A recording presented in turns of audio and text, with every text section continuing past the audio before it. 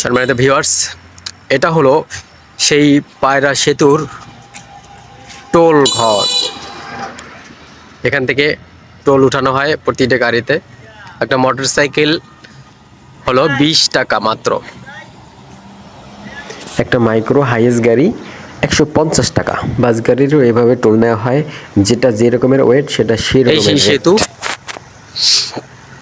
যে সেতুটা থেকে পটুয়াখালী সমুদ্র সৈকত, কুয়াকাটা সমুদ্র সৈকত এই রাস্তা থেকেই যায়।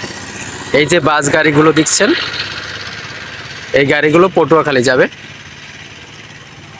আর ওখান থেকে অন্য গাড়িতে করে সেই সমুদ্র সৈকতে যার যেথায় ইচ্ছে সেখান থেকে যেতে পারবে। এটা কুয়াকাটা সদর পর্যন্ত যাবে এই গাড়িটি। এই জায়গাটা খুবই নিম্ন একটা জায়গা ছিল, কোনো এক সময় মানুষ ফেরিতে পারাপার হতো। এখন সেখানে ব্রিজ, খুবই অসাধারণ একটি দৃশ্য। আশেপাশের বাড়িঘর, জমি জমা ইত্যাদি সব কিছুর দাম বেড়ে গেছে